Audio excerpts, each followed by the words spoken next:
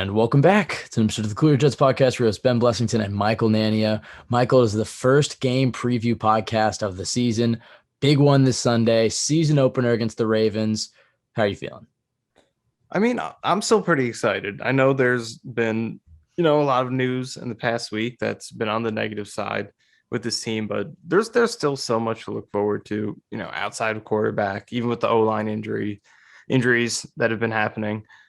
There's still so much to look forward to with this team, and I think this could still be a really exciting season. So I'm still very much looking forward to being there Sunday. Watching the game with you. I think it's going to be an awesome experience. So still looking forward to it. Yeah, well, I think that so you referenced some of the negative stuff that's happened this week. I guess let's start with Zach Wilson, who it was pretty clear he wasn't going to play this Sunday. We said it on Tuesday's podcast, how we felt that Robert Saleh was doing a little gamesmanship by saying that Zach might play week one and that he probably wasn't going to put his young quarterback out there this soon. The fact that he's going to miss the first 3 weeks is a little surprising, but it does make sense. You don't want to rush back from a thing like a bone bruise. It certainly lingered for Lamar Jackson last year. It wasn't on his knee, but I think it was on his foot. But those bone bruises can linger, and it makes sense to make sure that he's 100%. I get how it's a bummer to some fans, but I'll tell you this: the Jets are going to win some games with Joe Flacco. I don't know if they're 1-2, 2-1, or 3-0, but they're winning a game with Joe Flacco in September. I'll tell you that much.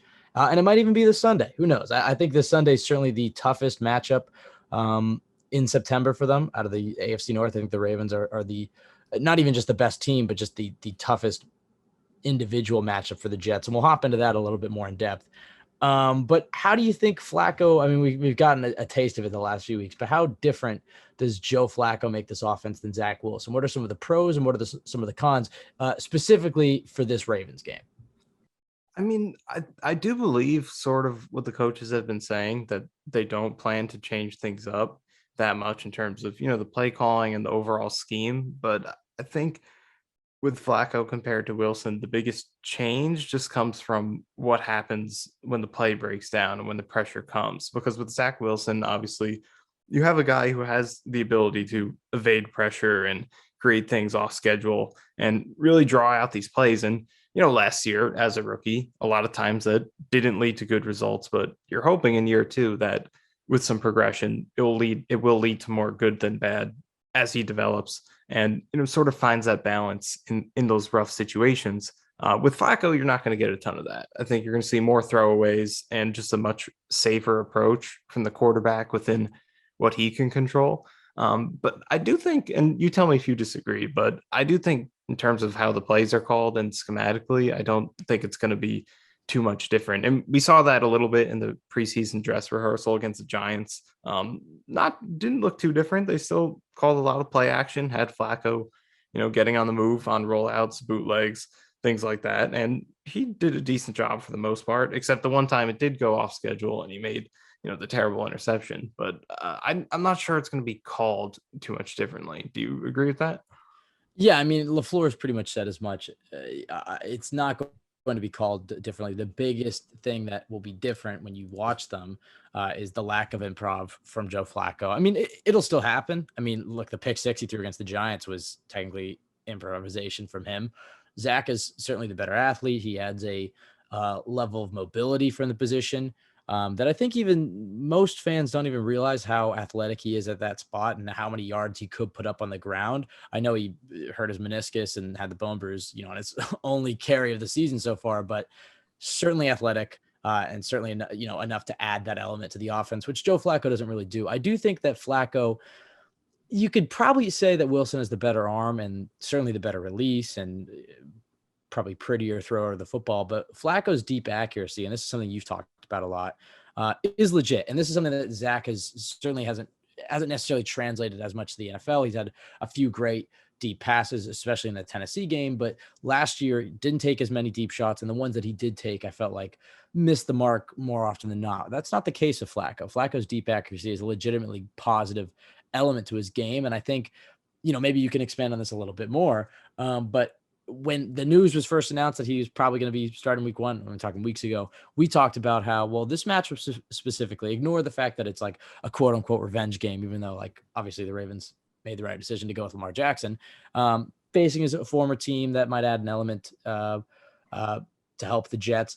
But I just think the style of defense that the Ravens play, and I guess we could talk about it a little bit now. I know we have some other stuff we wanted to talk about before we got into the schemes, but the style of defense the Ravens play, how do you think Joe Flacco's deep ball can help exploit that? And not even just his deep ball, but just him as a quarterback, being that veteran.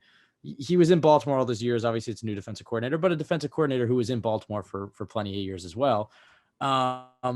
Just how specifically does Joe Flacco starting this game potentially even give the Jets a better chance to win than maybe a Zach Wilson would? Do you think that's crazy to say? Well, I think it's really hard to compare Flacco against Wilson in this game and, these first three games until we see what Zach Wilson is this year.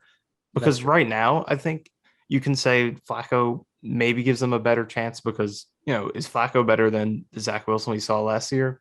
Yeah, I think he probably is. But you're expecting Wilson is going to be a few steps above that this year. So I think at the end of the season, we'll have a better idea of, would Wilson have been better in these first three games? But for now, I think just looking at the matchup against the Ravens, I think Flacco is the kind of quarterback that you do want to have against this particular team because, it's an aggressive blitzing defense. Last year, they had the sixth highest blitz rate at 31%. So they're going to come after you. They're going to play man coverage behind it. And these corners they have, Marlon Humphrey, Marcus Peters, are, they're playmakers. They're going to take some chances. They're going to gamble. And they're going to make a lot of big plays, and they have. But sometimes they're going to pay for it, and they're going to get beat over the top. So you want to have someone who can hit those deep balls and occasionally make them pay for playing that way. And if you can't capitalize on that, then eventually on their side, the reward of taking those chances is going to lead to takeaways. And if you're not going to punish them for that, it's going to be a net positive for them. So you have to be able to exploit that. And I still like Flacco's deep ball at this stage of his career. You look back to his 2020 film, and he threw a really nice deep ball. His completion percentage over expectation on deep passes in 2020 was about plus 3%, which is to say that he completed more deep passes than he should have based on the difficulty of those throws. So I still like his deep ball. I think he is going to be capable of hitting the one or two deep shots over the top to Elijah Moore, to Garrett Wilson, to make the Ravens pay for playing the way that they do in coverage. Then in addition to that, when you're playing a blitzing team, you got to know where your answers are. You got to be able to get the ball out quick. And we saw last year, the one start that Flacco made was against a Miami team that kind of has, it's a different defense, but similar coverage tendencies in terms of blitzing a lot, playing man coverage. And Flacco played a pretty decent game. The Jets lost, but they should have put up 23 points if it weren't for two missed field goals. And this was in a part of the season where the Dolphins were, giving up single digits on a weekly basis. So he played pretty solid in that game against a similar kind of team. He got the ball out quick, such as the touchdown to Elijah Moore, where he beat a very good corner in Byron Jones, like the type of corners he'll be facing in this game. So I think there are a lot of ways where Flacco is a good matchup for the Ravens. And obviously the ceiling is limited compared to a Zach Wilson or the many quarterbacks in this league right now who are more talented and physically gifted than he is at this stage. But I think from a fundamental standpoint, there are a Right. lot of ways he matches up well. Yeah, I think that's an important thing to distinguish as well is that Zach Wilson off of when you go back to Monday and people were saying, oh, could maybe Zach Wilson will play. Obviously, we know that was just to maybe throw the Ravens off a little bit. I think the Ravens knew that Flacco was going to start, but it was enough of a bluff to the point where they had to watch a little bit of Wilson. I would think. I mean, maybe even if it was just like a fraction. I think everybody kind of knew Flacco was going to play this Sunday. But going back to Monday, it was like, okay, well, who's better, Flacco after a month of working with the starters or Wilson after 3 days of practice? And when Wilson returns, it won't be that drastic. It seems like he'll have a few weeks of throwing. He will probably he'll have a complete week of practice leading up to the game. And so I think that the Wilson will get, whether that's week 4 against the Steelers or week 5 against the Dolphins or whenever it is, will certainly be more prepared to come in and play immediately. But I just think the situation of week 1 against this defense, and even if he was able to practice the entire week, I just think that Flacco gives this team a solid chance to win, because that's the difference between this year's team and other Jets teams the last few years, especially when they've had young quarterbacks, like Darnold and Wilson last year, where it's like this team can win with a veteran quarterback, with a game managing quarterback. With this roster, they can win games, and I think Flacco is going to give you that. He had the best year of his career in this system under Kubiak in Baltimore, and you look at the roster of talent that he's surrounded with, it's pretty damn good. There's a lot of young players that need to take that next step, like Elijah Moore and Breece Hall and Michael Carter have to prove themselves. Garrett Wilson, you want to see him develop. I mean, there's plenty of things like that on this roster, but there aren't too many immediate holes like there have been the last few years. One of which could pop up on Sunday, though. Tackle. The Jets they lost Mekhi Becton in training camp. They brought in Dwayne Brown, which was at that stage a pretty great signing. The starting offensive line is barely played together, and now we get the news that Dwayne Brown isn't practicing this week, and he's seeing a specialist about his shoulder. This podcast will come out Friday. We're recording this Thursday night, so by the time you're listening to this, you might have more info on what exactly is up with Dwayne Brown. Maybe he will play this Sunday, but the fact that he's seeing a specialist and the fact that he hasn't practiced this week leads me to believe that he probably won't play Sunday. It's tough to say at this point with these preview podcasts recording on Thursday night. Sometimes there'll be some injuries that we won't know about, but Michael, let's just act like Dwayne Brown won't play. What do? Do you move Fant back to left tackle, slide in Mitchell right tackle? God forbid that they have to put Connor McDermott out there at left tackle. I think Max Mitchell is the backup plan. It's just, what do? Do you put Fant? You have to move Fant back over to left tackle, and then when Dwayne Brown comes back, you have to move him back to the right side. I mean, poor George Fant is just getting moved around. What was your reaction to seeing this news, and how do you think it affects the Jets on Sunday? Well, I think it's frustrating because I do think that after the Becton injury, the Jets should have doubled down and signed 2 veterans, because they did acknowledge prior to Becton's injury that backup tackle was an issue. That's why Dwayne Brown was brought in, because they wanted to address that. Then when Becton was injured, then they should have seen it as, okay, now we have 2 holes at tackle. So they signed Dwayne Brown, but I feel like they shouldn't have stopped there and at least signed one of the many veteran tackles that are out there. And I think, you don't expect a lot out of them, but I think someone like Brandon Shell or Eric Fisher or any of these guys could, be less catastrophic than a 4th round rookie from Louisiana or Connor McDermott. I'm just saying the expectations realistically, and I like him too, but I'll tell you one thing. He's got to change his number from 61 though, because 61 looks like such a practice squad number. Like, it put him in the 70s and make him look, especially in these jerseys with like the one is just a straight line. And actually, to be honest, other than 11, I think most of the numbers in this jersey, not to get into the jersey conversation too early here we are but again. I'm doing it anyway. Any number that includes the 1 in it kind of looks weird. It's just not symmetrical. So I agree with that point. Hard-hitting analysis from Michael Nania. Okay, but in terms of what they should do this Sunday, I probably lean towards putting Fant back at left tackle and starting Mitchell right tackle, especially because Mitchell also played right tackle in college. So I think that's probably the way to go. And Fant has done it so much in his career that I think he's used to it at this point. And even in his first season with the Jets in 2020, he did some mid-season switching. So he's used to it. It's not necessarily ideal, but I think it's more ideal than having your blindside protector be Max Mitchell against the Ravens. So that's probably what I would do. But it's I like a lot of what Douglas has done this season, but I think he should have taken the tackle depth a little bit more seriously.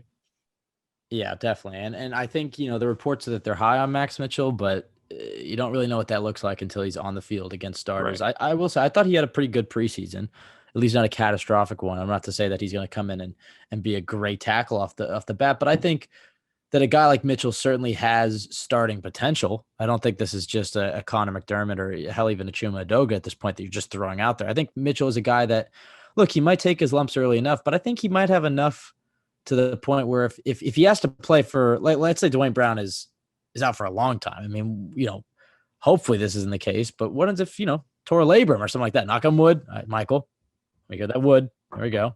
I heard it. Assuming Dwayne Brown isn't out that long, though, I think Mitchell, I think he can keep this offense afloat for a few weeks. And, maybe I'll be proven wrong. I certainly wish it wasn't against this type of defense, where when you put a young offensive lineman out there against, the Ravens run a defense like this, the Dolphins run this, the Bitwards. I mean, at this point, a lot of teams do, especially all the teams in the Jets division, a lot of man coverage, a lot of blitzers, a lot of guys at the line of scrimmage. And then you never know who's going and who's dropping back. And sometimes they all come at the same time. And it's just, for a young offensive lineman, I think the best thing, though, would be that I think Joe Flacco being under center, he'll have those. I'm more confident in his abilities to set those protections and recognize what the Ravens are doing than Right. maybe Yeah. Zach Wilson. Zach Wilson might end up proving that completely wrong, like you said. Certainly by the end of the year, if we're still having the debate on, well, I think that Joe Flacco is the better quarterback, unless Joe Flacco just like lights the world on fire this season, then we know we're in a bad spot with Zach Wilson. But I think it's a fair thing to say right now that Zach Wilson, after only playing 13 games in the NFL, it's Joe Flacco's a safer bet after playing, how many is that? 14 years in the NFL, something like that. 14 years in the NFL. Probably more comfortable with that guy setting the protections and knowing where to go with the football. And that's what you're going to get from Flacco on Sunday.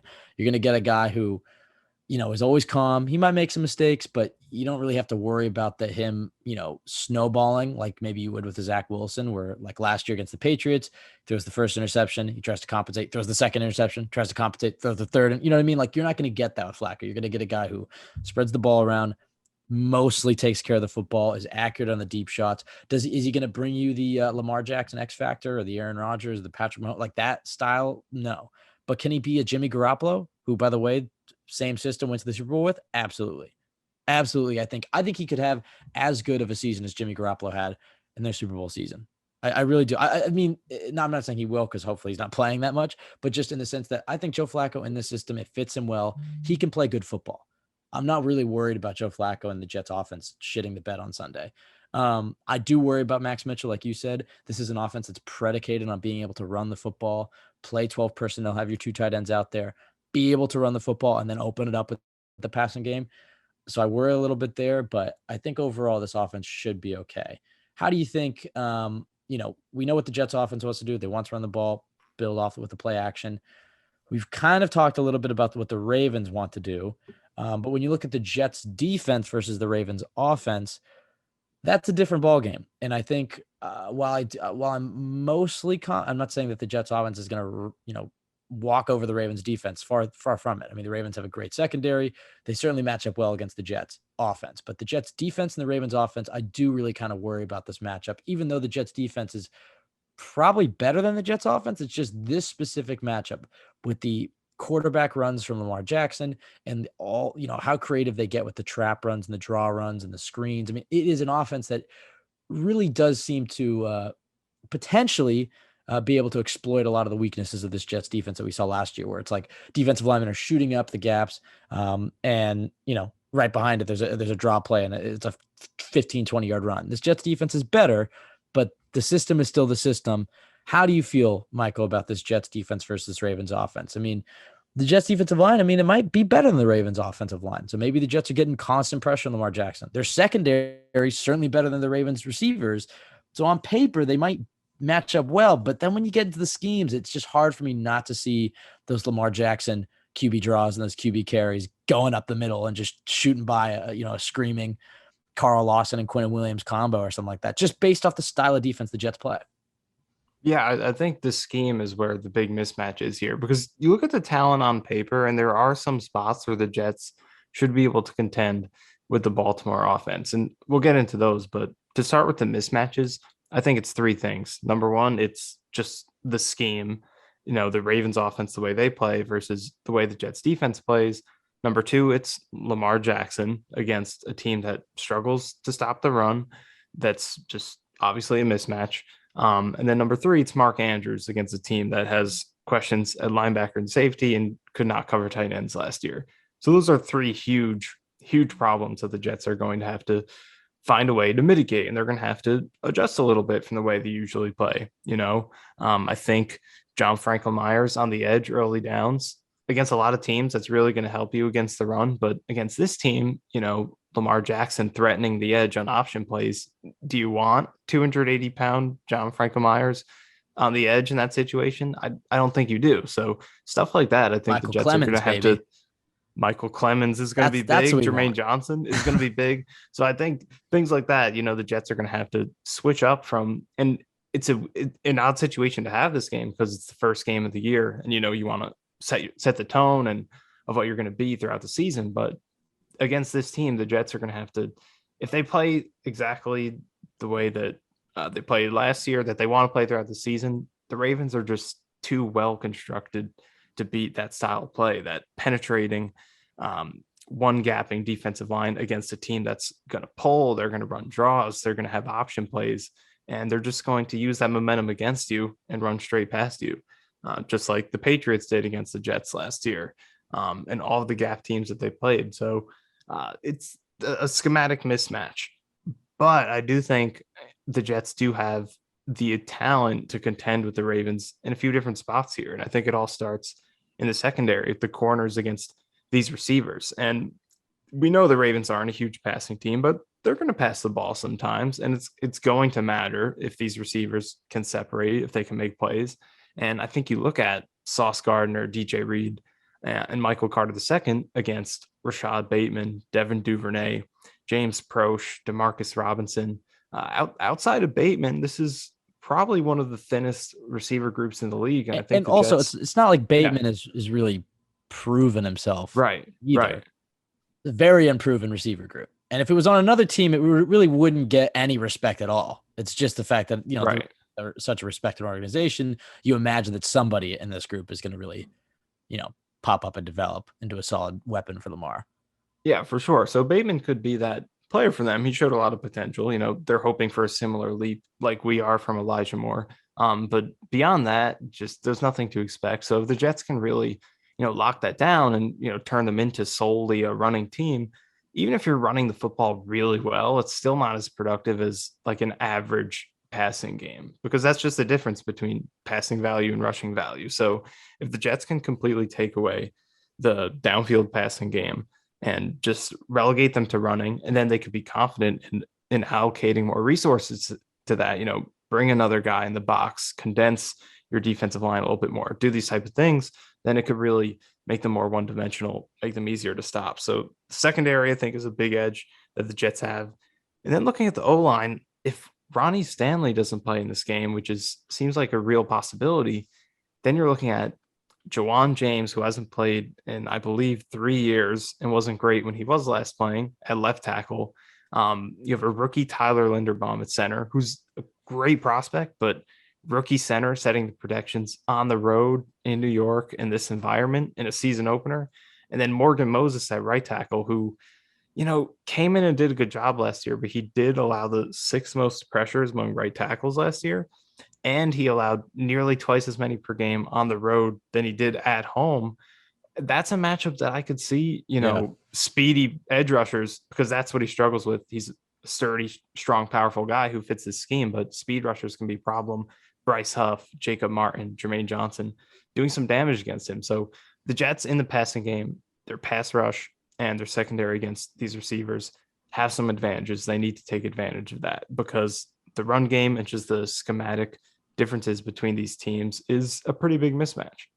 Yeah, I went back and watched the 2019 49ers Ravens game, and obviously a lot has changed since then, including coordinators, and obviously the Jets aren't the Niners, but I think it was a good game to watch if you want to get a feel for how this game could go. Really, honestly, it was a great game, hard fought. I think the Ravens ended up winning. It was like 20-17 or something like that, but the solid defense did pretty well against Lamar Jackson, and kind of the opposite of what we're saying right now. And the reason, and I think this is something to keep in mind to why the Jets defense could have success on Sunday, is that all gas, no break mentality does kind of match up well against a running quarterback, an athletic quarterback. Now, the gap discipline, that's one thing. Defending the run and the traps and the draws, and, could you get out schemed in the run game? Absolutely. But what I did see when you go back and watch that game is that even if Lamar had a bit of an opening around the edge, or they were able to, to get the ball outside to a running back or something, it was at least like 4 or 5 Niners every time would close the ball every time. And they played as that one unit, which you didn't see at times that much from the Jets. You saw it in a few games. The Titans game was a great example of that. And I think this game is one where the Jets defense will have some big moments. I think the Jets defense, like you said, I think their defensive line is definitely better than this Ravens offensive line. They're going to create some sacks. I think they'll create a few turnovers as well. I think that the secondary matchup against this Ravens receiver group certainly is a pretty big, positive in the Jets' direction. I mean, obviously Sauce Gardner has to prove himself. We haven't even seen DJ Reed in a Jets uniform. There are some question marks, but this secondary and this pass rushing unit sets the Jets up well for third downs, and I think that's how they're built to win. Is I think the Jets will do well on third downs. I think they'll create plenty of sacks and turnovers. It's just how do they do the rest of the time? How do they do on first and second down? And can they contain Lamar to where he's not killing them on those big, if the Jets can get it to 3rd and 12 or something, you can't let Lamar Jackson get the 15 yards himself for the first down. And I think you're going to see a lot of that. You're going to see a lot of Lamar taking off, and it's going to be on Quincy Williams and on CJ Mosley and on Jordan Whitehead. And Whitehead's a guy that you pointed out when they first signed him, like, oh, the Jets finally have their Josh Allen stopper, because Whitehead did so well against Cam Newton last year and a few other quarterbacks that, mitigating the quarterback runs. Whitehead's going to have a big game. So that is where the Jets could have some success. It's like, I think they'll have some big explosive plays. It's minimizing the yardage that the Ravens are going to get. I think the Ravens will definitely move the ball. It's just going to be on the Jets defense to come up big in those third down situations in the red zone. But yeah, if their safeties and linebackers are able to close out, like you saw that the 49ers safeties and linebackers do in 2019, this Ravens offense won't do that much against the Jets. I mean, they'll score points and whatnot, but it won't be the shellacking that I think some in the national media might expect it to be. I was about to segue right into some predictions, but I think there's some more stuff we want to talk about, so I won't jump too early on that one. We've talked a little bit about the Ravens defense and what they like to do, but the Ravens offense, I mean, people understand what they want to do. Lamar wants to run the football, but I guess for anybody who hasn't really watched them, and I know, Michael, you've done a lot of work on what the Ravens are this season. How do you see them calling plays against this Jets defense? Do you think it's a lot of what we're expecting? Just a lot of trap runs and draws and misdirections, just try to out scheme the Jets on the ground? Or do you think the Ravens will try to attack the Jets deep a little bit? Maybe playing off the run, but I mean, what type of offense do you think we'll see Lamar Jackson run exactly on Sunday? I think there are a couple things I'm interested to watch, because one thing that I did find when sort of looking at Lamar's splits from last year is that he had very strong splits between blitzed and not blitzed. When he was blitzed last year, he was one of the worst quarterbacks in the league. When he wasn't blitzed, he was one of the absolute best quarterbacks in the league. So based on that, I would expect the Jets to maybe try to blitz him a little bit more, especially early in the game, test it out, see how he responds. So I'm interested to see how the Ravens anticipate that. Are they going to be ready for the Jets to be blitz heavy and throw some quick passes and, have some stuff built in to, be ready for that? Or are they going to prepare for the Jets to be what they usually are, which is a team that doesn't really blitz on early downs and then comes after you on third down? So that matchup is going to be interesting to watch. Right. How do the Jets adjust their blitzing approach to Lamar? How does he and the Ravens adjust to a potential heavy blitz game plan early? So I'm interested to see that. And another thing that I'm interested in is Tyler Linderbaum at center. He's a guy who, again, great prospect. I think a lot of Jets fans were really into him in the pre-draft process, but he's kind of more, at least for me watching him, I'm much more appealed with his athleticism and movement skills and his raw power and movement creation. So kind of, not necessarily a shoe-in fit to the scheme. So I'm interested to see how they use him and maybe if he diversifies their run game a little bit. So those two things will be interesting. And then looking at Mark Andrews, I was doing some research on him, how he wins, how he does his damage. And by far the biggest thing that separated him last year was crossing routes. He had almost 477 yards just on crossing routes last year. That was twice as many as any other tight end in the league. The Jets tight ends didn't have that total, and he did that on one route type. So that's how he does his damage. Obviously, you can work that off of play action, and it's a zone beating type of route. So it's really going to challenge the zone coverage of the Jets. Can they communicate, pass things off, keep track of him as he crosses through different zones? So I think they're definitely going to keep trying to play into that against this team that has a lot of new faces coming together, question marks at safety and linebacker. I think they're definitely going to try to establish that run game, call some play action, and get Andrews working on those crossing routes, because that's what he was so great at last year. So I think those are a few of the things that I'll be watching. Yeah, who do you think matches up with I mean, obviously the Jets go zone a lot of the times, but considering the lack of, I don't want to say receiving weapons, because I'm sure some guys will pop up outside of Rashad Bateman, but on paper, no J.K. Dobbins at running back this week. We didn't mention that. So they don't have their top running back. They traded Hollywood Brown. They don't have a great receiving room. Regardless, you assume Mark Andrews is going to be probably the number one guy Lamar Jackson's looking for. When they're in those zone coverages, it's going to be on the linebackers and safeties. But when they go man on third down, who do you think they put on Andrews? I mean, is it Joyner? Is it Whitehead? Is it a linebacker? They bring Tony Adams in off the bench. I mean, who? Bryce Hall? Is Bryce Yeah, Hall our that's tight what end I guy? was thinking. That's what I was kind of thinking Hall, maybe because he has the, a little more size and length. Because I don't think I would want, Carter the second on him because I think you see slot corners play tight ends a lot. I don't. I think Carter's a little small for that, but Hall I think has a little more size. We've seen him, although not often successfully, match up with tight ends over the past couple of years.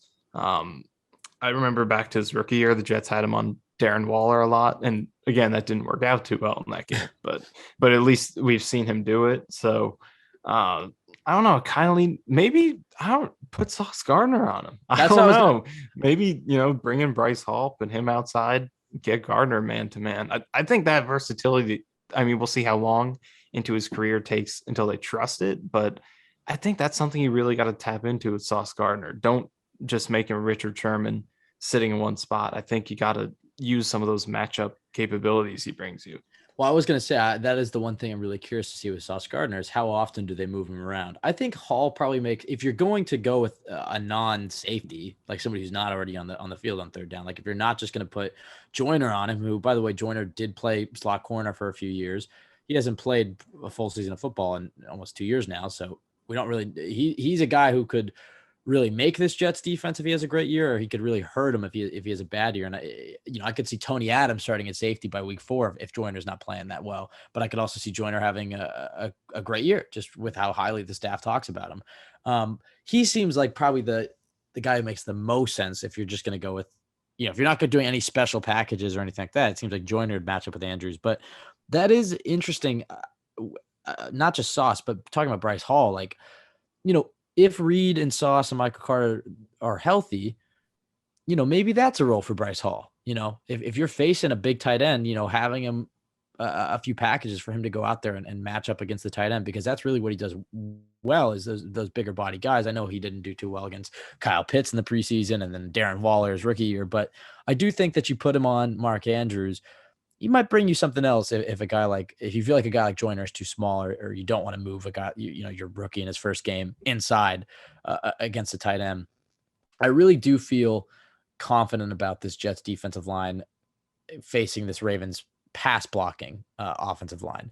But the game is really going to come down to the linebacking group for the Jets. I mean, Quincy Williams, we know he can fly around like a bat out of hell. No dumb penalties though, please. But, he's a guy that this Jets unit has hit hard all preseason. You need to see that week 1. They need to send that message to the Ravens early. But beyond Quincy Williams, because who I think will have to play a big role in pass coverage and chasing down Lamar, CJ Mosley. And it is kind of cool that the Jets too. I don't know if Flacco will be a captain since Zach is hurt, but the Jets too captains former Ravens. A bit of a revenge game for Mosley as well. I mean, although he had no animosity towards Baltimore, he just got paid way too much in New York. Damn well he's going to want to win that game. And I think Mosley's a guy, he only got to see Lamar when Lamar wasn't even playing. He's just a rookie. But Mosley's the guy who can really make or break this Jets run defense, because that's really what he brings to the table as a Right. veteran. Yeah. And if he's on top of what the Ravens are trying to do, and it's not a repeat of last year's game against the Colts where Jonathan Taylor and that Colts offensive line was just whooping the Jets defensive line and linebackers, I think this could be a close one. So to me, this game really comes down to the Jets linebackers. When you look at the Jets defense versus Ravens offense, the sexier and more impactful plays will be made by the edge and the secondary. But the backbone of this game, like how much of the Ravens getting on these big runs, like how much are they abusing the Jets with these Lamar Right. Jackson Yeah. scrambles and these trap runs that the Jets defensive line inevitably does get burned on? How much is this linebacker group able to contain it? And that to me is really what stands out. You talked about the matchups with the Ravens offense and the Jets defense. Going back to the Jets offense with Flacco, going up against this Ravens defense. What are some of the matchups that stand out to you there? Well, actually, quickly before we talk about this side, Yeah. I quick Mosley point. I think that's a great point you bring up because I think like we're so focused on some of these other aspects of the run defense, but at the end of the day, the linebackers are so huge in any team stopping the run against any offense. So Mosley's going to be in on a lot of tackles, and if he can finish them at a high rate, not miss those tackles, and just keep things contained, if a good run for the Ravens in this game is 6 to 8 yards max, you don't want to let them get that consistently, but if that's the best they get and you don't let those runs turn into 15, 20, dare I say 50 plus, then you could really, keep them contained and just keep it to, all right, let's keep getting to third down and let's eventually win one of these and force a punt, force a field goal. That's how I think the Jets are going to survive defensively. And another thing with Mosley is, he was there in 2018, and granted a long time ago, but Lamar's rookie year, still similar offense that they're, starting to integrate over there. So a little bit of familiarity. And I think a thing that he does well that's kind of underrated in coverage is just his feel for routes and knowing where to be to just get in the passing lane and deter throws from being made over the middle. I think last year you saw his, when he's targeted on the ball, maybe there's a little bit of decline there. He was beat a few times when he had to play man or, guard passes over the top. But I just think his, off the ball coverage, just getting in front of routes, being in the right spot in zone is still pretty good. And it all just comes down to his recognition and his smarts. And I think talking about Mark Andrews crossing routes, I think Mosley is going to be a big part of stopping those, just being in the right spot, getting in front of him, throwing him off his route, communicating and make sure he gets passed off to the next guy. This is stuff I think Mosley can still do pretty well. And it can be a good counter to Mark Andrews. So I agree with you on Mosley. Yeah, so I guess to turn over to the other side of the ball, I mean, how about you start off? What are you looking at in terms of if I'm the Jets, what do you think are the primary weaknesses and primary goal that you want to establish against this particular team? Well, I think the one guy that keeps popping into my head, and you're gonna hate this answer, Braxton Berrios. I think that jet I motion don't hate stuff. Berrios. I don't Okay, hate Berrios. well, we're just gonna roll with it like you do. I think that jet motion stuff really can help out against a defense like this, a really man aggressive, blitz heavy defense. Barrios is the Jets starting slot receiver. He's going to get plenty of opportunities throughout the game. Yeah, those motions, giving it to him, the quick passes, the bubble screen game. I mean, those are things you can do to really exploit the aggressive type of defense that the Ravens play. So I think Barrios ends up having a big game. But yeah, I mean, the Jets are going to come out and immediately are going to try to establish the run. I think they should try to establish the play action first to open up the run, especially if Dwayne Brown isn't playing. I feel like if they go out there and try to run it up the middle on the first play, it's the Ravens are going to be expecting it. I think the Jets need to utilize play action early in the quick passing game, and that might start opening up the run game. For a Breece Hall or Michael Carter. We didn't see too much of the run game in preseason. Obviously the starting offensive line wasn't playing together, and I don't know how many opportunities we even Hall and Carter really even got.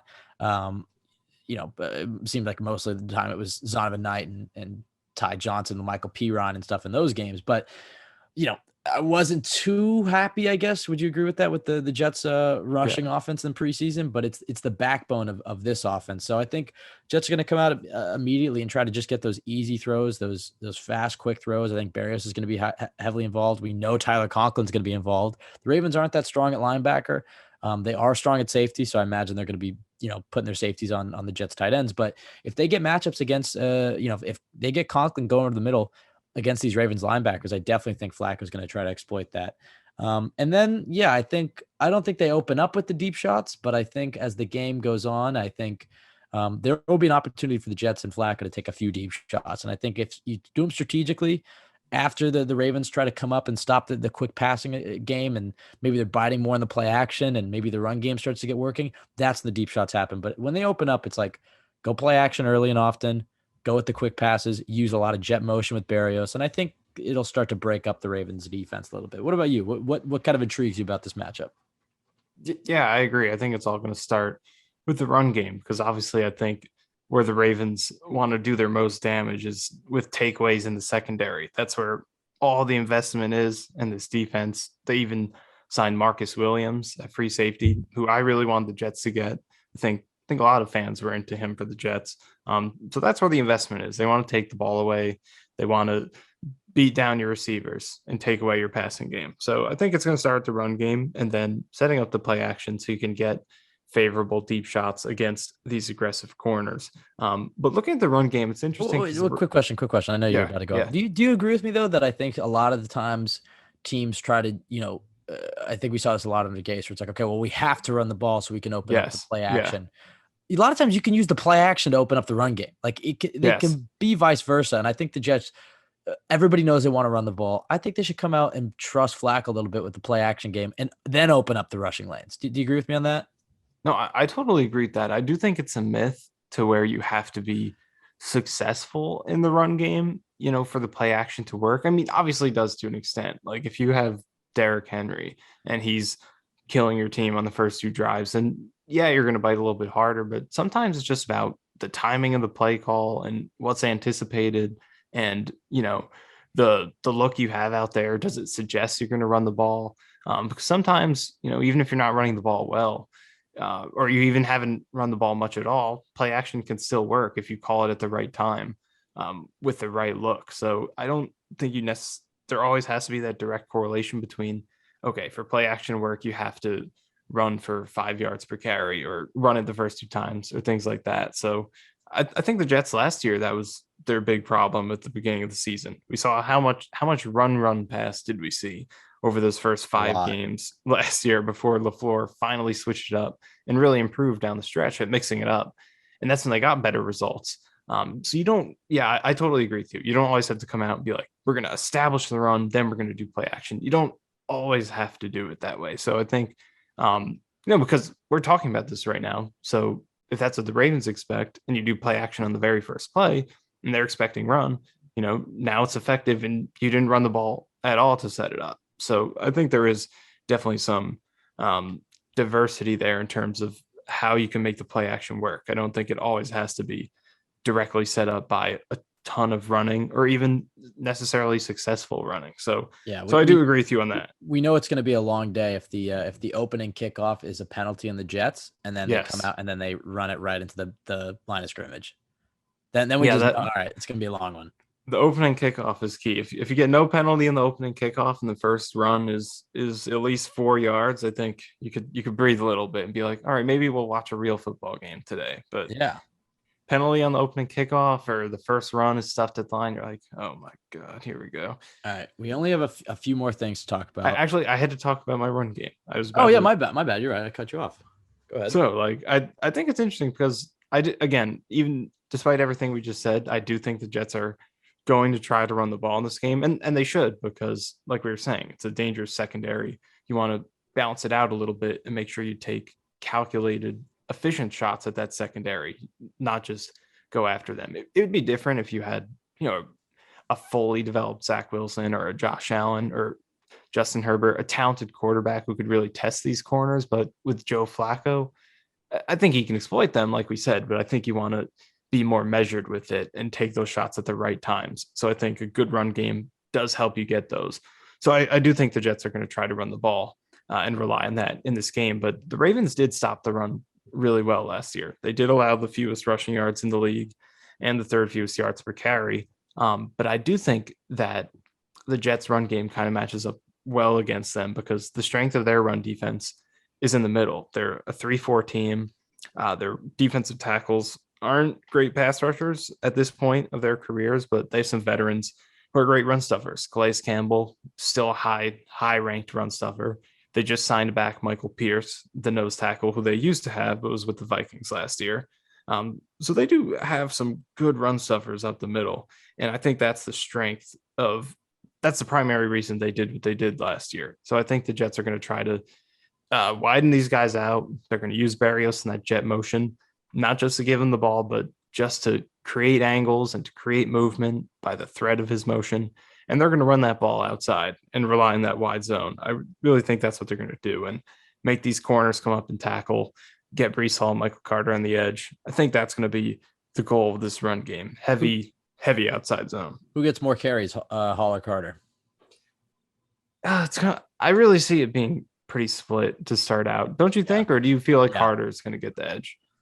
I think it'll be pretty split, especially if I said touches, definitely pretty split because I think Carter might get more of the receiving opportunities. Although Hall is a great receiver, I think it's just Yeah. maybe the stereotype in my head of like, okay, the smaller back is more of your receiving back and stuff, but that's not really the case. I mean, we've seen plenty of great Brees Hall catches, and um, I think it'll be pretty split to start off. I think Carter will certainly start the games, at least the first few weeks of the season. But I think the longer we get into the season, the colder the weather gets, the more you're going to want that bigger back to wear down defenses. So I don't know. I think they complement each other very nicely. But I think if I had to give a guess, I'll say Carter gets more touches. That's just my prediction.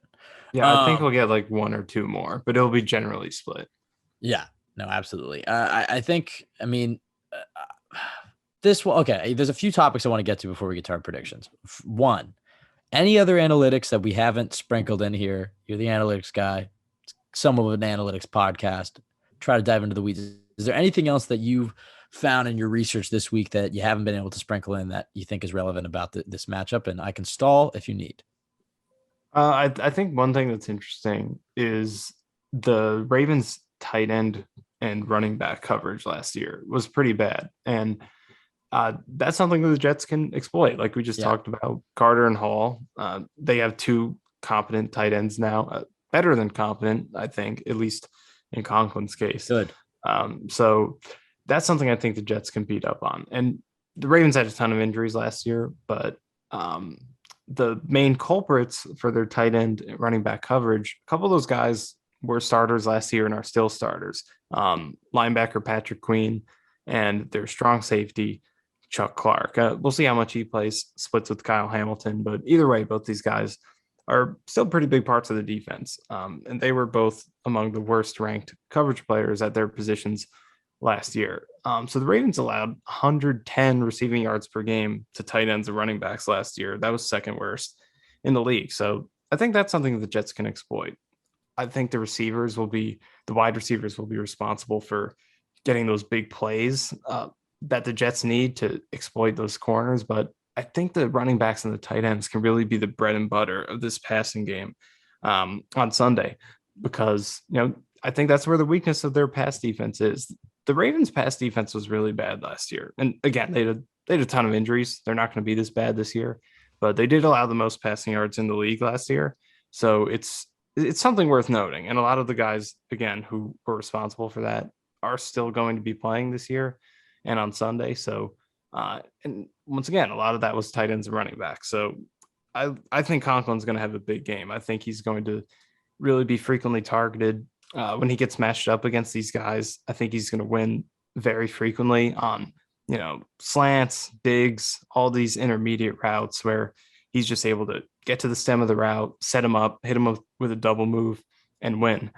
So I think he's going to have a big game and potentially lead them in receptions or targets in this one, whereas the receivers are maybe targeted a little bit less frequently than they will be throughout the season, but they'll get more yards, more air yards per time they're targeted against these boom or bust corners. But I think we could see a lot of check downs, short throws to the tight ends and running backs and do a lot of damage that way. Yeah, I definitely agree with that. I think Conklin's in for a big one. I think Uzama's in for. We haven't seen too much of him, but I think given his yak He really ability, beat up the Ravens in that first game he played against them yeah, last year. I think no, he had two definitely. touchdowns. And the thing with him is, he's a guy. I think Conklin can do this as well. But the tight end screens and the short passes and stuff, the anything to give the ball to Uzama in space and let him just use that yak ability that he has. That's exciting to me. So I think that both of them, like you said, and then my guy, I think Braxton Berrios is going to have a big game as well. Just with the element that he brings to this offense with the jet motions and the quick passes, and I think he's just going to have in for a lot of easy completions. Okay, we got that out of the way. One other thing I think we should do this season with these preview podcasts is let's just go through briefly because I know you're trying to get back and watch this Rams Bills game. I won't spoil it for you. I'm watching it. Michael paused it. Okay, I already know about the season-ending Josh Allen injury. Oh yeah, that I made up. All right. Yeah. Yeah. The okay. Where are the Jets better and where are the Ravens better? Okay. Let's go through each Okay. position. Okay. Quickly, you can give a brief explanation if you want, but we know the Ravens are better at quarterback. No objections there. Running back, and we'll just specify for just this Sunday. So like Dobbins isn't playing, so then you're talking about Kenyon Drake versus Breece Hall and Michael Carter.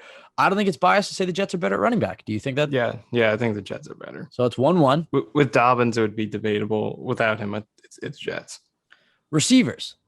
I don't think this one's debatable. I think Ravens fans might put up a fight, but I don't think Elijah Moore, Corey Davis, Berrios, and Garrett Wilson.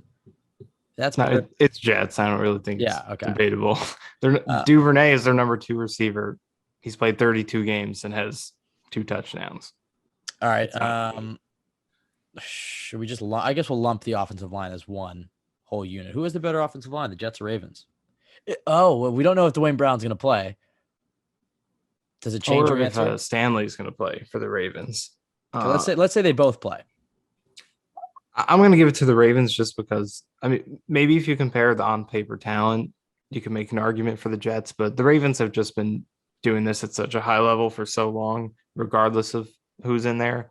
And they've just such an established system that I think it's pretty likely they're going to be a better O-line. Okay, so that's 2-2. Tight ends. Can't forget about the tight ends. You can lump in, I guess, the fullback in there as well. It's still Ricard, right? Yeah. You can lump Ricard in there as well for the Ravens. Who is the better tight end / fullback? Yeah, it's Ravens just on the strength of Andrews, I think. Yeah, I agree. So 3-2 to the Ravens on offense. When you go to the defense, though, defensive line, and should we do defensive tackle versus it? I think we just do one. I guess full defensive line, or do you want to split them up? Well, I don't think it matters because I think I'd say the Jets for every position on this. I think the Jets have the better defensive line. I think they have the better defensive tackles and edges. So I don't think it really matters. But I'd give the Jets the no pun intended, but the edge here. Yeah, I think so. The only thing that gives me a little bit of pause, I think the Ravens interior is a lot better at stopping the run, but I think the Jets have better pass rush inside. Yeah. So defensive tackle might be a wash for me, but I think that Jets have the better edge group. Yeah, I mean, I guess you and I both think of JFM as a defensive tackle, but I guess he is the edge on first down a lot of the times. I think that'll change as the season goes on. Ulbrich basically said as much that he's going to play a lot of 3 tech. But Quinnen and JFM next to each other is still, I mean, even if you want to debate it, it's still, like you said, it's at least a wash. But I think the Jets win defensive line. Linebacker, this one's interesting. I know that the Ravens linebackers have struggled, but they do have Patrick Queen. They have Josh Bynes. It's hard to give it to the Jets, though, because while I like CJ Mosley a lot, I think Quincy Williams has potential. Neither of them played amazing last year. Mosley was pretty solid in terms of tackling, and Quincy had his moments, but I don't think you can really give this one to the Jets, do you? It has to probably go with the Ravens, right? Even though the Ravens linebackers have struggled themselves. Yeah, I mean, I guess this one's a wash. I don't know, because the Ravens, like I just mentioned with the tight end thing, like Patrick Queen was a huge part of why they struggled there. He hasn't put up very good numbers in his career. And granted, I haven't watched a ton of his film, so I can't totally verify that. But I don't know. I'm not sure their linebackers impress me that much. I won't say the Jets are better. That's for sure. That's what I feel is like they're both wash. not. I think it's a wash. I think it's a wash. Yeah, I mean, yeah, both of them not the strength of their defenses. I think in general we can separate corners and safeties, but for this one, I think we can just lump them together because I think while I'm very high on what the Jets have done in their secondary and think they will end up having a great year, pretty hard to go against what might be the best secondary in all of football when you look at Peters, Humphrey, Clark, Williams, and Kyle Fuller in the slot. And Kyle Hamilton, what am I saying? Forgot about Kyle Hamilton. So it's a pretty damn good secondary. So you probably get the Ravens, right? Yeah, safeties, obvious edge. Corner, the Jets have the potential to, I think, maybe come close to them this year, but potential is just potential until it's proven. But these guys have done it for a long time. So yeah, it's a clear edge. All right. So when you look at it, the Ravens are the better team. But I think the one thing to keep in mind, though, is I don't think this will be the shellacking that some people think it could be. I think the Jets are going to play some competitive football this Sunday as we get into our predictions and wrap up this podcast. Do I think the Jets will win? Is there a world where they win on Sunday? Well, I can say that for every game. I could certainly see the Jets winning this game. I would not be unbelievable to me if they won this game. I think they're a better team than many realize, and I think they'll give the Ravens a tough game. I'm not going to predict that they'll win though, because I think it's pretty hard when you look at how good this Ravens team is, how they match up against the Jets, and some of the uncertainties on the Jets roster. It's just hard to say that the Jets will win, but all the work that the Jets have done this offseason, I do think you'll see that on Sunday. Are the Jets a finished product? No, they're a new team. They're a young team. A lot of guys have to gel together. But I don't think you're going to get, them coming out of the gate and being down 21-0 in the first quarter. Like, I don't think you're going to see that. I do think you're going to get a nice, fun, competitive football game with the Jets in it. I think the Ravens close it out late. I think Lamar closes it out late. But I think the Jets represent themselves nicely on Sunday. Michael, what do you think will happen? What is, when you see like the best case scenario, what does that look like for the Jets? I mean, like, is it just Joe Flacco throwing for 300 yards, deep touchdowns to Garrett Wilson? Was it, what's the worst case scenario look like in your head? Obviously you can, make fantasies up in your head, but realistically, best case, worst case, and then your prediction. I think worst case is if defensively the run game kind of goes as expected, but then in addition to that, they can't stop the passing game as well. Like, they don't get a great pass rush. Mark Andrews eats them up. Receivers make a couple plays. If the Ravens can get that going, then I could see them going way past 30 points. And then offensively, if you start turning the ball over, it can get ugly quick against this team. So I guess that would be the nightmare scenario. Most realistic scenario, I guess, should we hold our score predictions or should I put that in here? Yeah, put your score prediction out there. All right. So I guess most realistic, what I sort of see happening is I don't see the Jets defense holding this offense down just because of this is a huge mismatch, about as big as it gets for this particular defense. So I think the Ravens will put up 30, but I do think the offense is going to have a pretty good game. So I think it's going to be, I got 30-24 Ravens. I think it'll be a good game and competitive throughout, but I think ultimately Jackson and Andrews in that run game will be too much. But best case scenario, I think if you want to win this game, number one is keeping the ball safe. The Ravens bank on that so much. Last 3 years, their road record with when forcing 0 turnovers is 1-5. If they force at least 1 turnover, they're 15-3. So you have to keep the ball safe. That's number one. If the Jets can run the ball effectively and hit, I say, at least 2 big passing plays, then I think they'll be in business. Keep the ball safe, run it well, 2 big passing plays, 2 or 3. I think you could easily get into high 20s. And then defensively, it's like we talked about earlier. The run game is going to be what it's going to be. I don't see them shutting it down, but if they can take advantage of their passing game mismatches, shut down the receivers, create a good pass rush, I could see them holding the Ravens to around 20, maybe 17-20. So yeah, I guess those would be the best case scenarios. Maybe the Jets could win a 27-20 kind of game. I think the Ravens are going to have a good bit of yards, but like I said, I do think the Jets are going to have some flash plays, some big sacks on third downs, a turnover or two. It's hard for me to put an exact score in this. I see the type of game where like the Ravens drive down and then the Jets hold them in the red zone and they settle for 3. And then maybe the Jets have to punt. And then the Ravens drive down again and the Jets hold them again to 3. Now it's 6-0. And then maybe the Jets offense wakes up a little bit. But as soon as the Jets offense wakes up, the Ravens offense wakes up and they score a touchdown. So it's like, I see that type of game. It's like now it's 13-7. And then it's maybe the Jets go up 14-13. I see this type of game, but ultimately I see the Ravens pulling it out.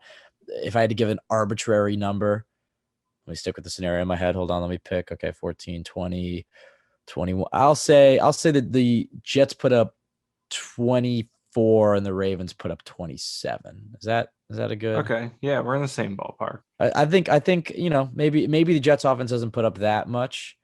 20. I feel like they can put up 24 points, but it might be a little bit less than that. The score prediction is completely arbitrary. The prediction that I think will come true on Sunday, that I do feel fairly confident about, is that I think it'll be a close game. I think the Jets will represent themselves well and will come out of this game, even if they don't close it out, with plenty of positives to talk about. And there'll be some negatives. Maybe the Jets don't run the ball as well as we hope they would. Maybe they really struggled containing Lamar. I think that'll be the big X factor is Lamar's going to run for like 100 yards, and that's going to be take some wind out of our sails on defense. But I think ultimately you'll come out of it and say, look, the defensive line looked good on the pass rush. They created some turnovers. This offense moved the ball. We see this identity. And I think you go into week 2 feeling pretty confident against, the Browns. I'm not saying that you're going to walk in thinking it's going to be a cakewalk against the Deshaun Watson-less Browns, who are still a very good team. But I think you're going to walk into that game with a different perspective on this Jets team and a little bit more confidence in their ability to win some games early on. All right, Michael, is that all we have? Is that it? I mean, you'll be here this weekend. We'll do the post-game pod will be in person, first in-person podcast in a while. Yep. Do we bring the cameras back out? I mean, do we have to show the listeners this little shoebox apartment I got here in the city? That's up to you. I don't know. And we also might look kind of disheveled on Sunday night. Yeah, win or lose, we'll look pretty disheveled. All right, well, we'll see if we bring out the cameras for that one. But thank you everybody for listening. You can follow us at TYJ Pod on Twitter, Michael_Nania, myself, Ben W. Blessington. Go to jetsxfactor.com for the best place to go for Jets content. Please rate, review, subscribe on iTunes, subscribe on YouTube. Michael, last thoughts, uniform thoughts. Seems like the Jets will go all white this Sunday, a little white out, then purple and white for the Ravens, probably. We like that matchup. Yeah. I'm liking that matchup. That's what I was going to say. I think it's a lot of white out there, but it makes the primary colors pop out. You're gonna have that green against that purple. I think it's a cool matchup. I feel good about this Sunday. The thing is I feel good every week 1 outside of maybe 2020. But every week 1, even if I don't predict them to win, like I don't think I predicted them to win last year. I think I probably said something similar. I always feel good. But this one in particular, I really do feel like the Ravens are obviously a great team. They're a playoff team. I think they'll win the division. But I do think the Jets are going to represent themselves nicely. And I don't think it's crazy for the Jets to win this game. It's crazy for me to predict it, but I could see it happening is all I'm saying. But, scheme matchups are a little, more difficult to predict than I think the player personnel might indicate that they're a lot closer, but it just comes down to who wins the coaching battle. And clearly the Ravens have the experience there. So we'll see. We'll be back here Monday. We'll record it Sunday night. Very excited. If you go to the Jets game, tweet at us. We can meet up with some listeners in the parking lot. Where are we tailgating, Michael? Do you have an idea? Where do you think we're going to go? I don't know. We're going to kind of be like a little tour around the parking lot, I think. I don't know. If you want Michael and I to stop by our tailgate, just tweet us at TYJ Pod. All right. Thank you for everybody for listening. Fingers crossed for this Sunday. Hope everything goes well. We'll learn a lot about this team on Sunday, but we'll be back this Monday. Go Jets.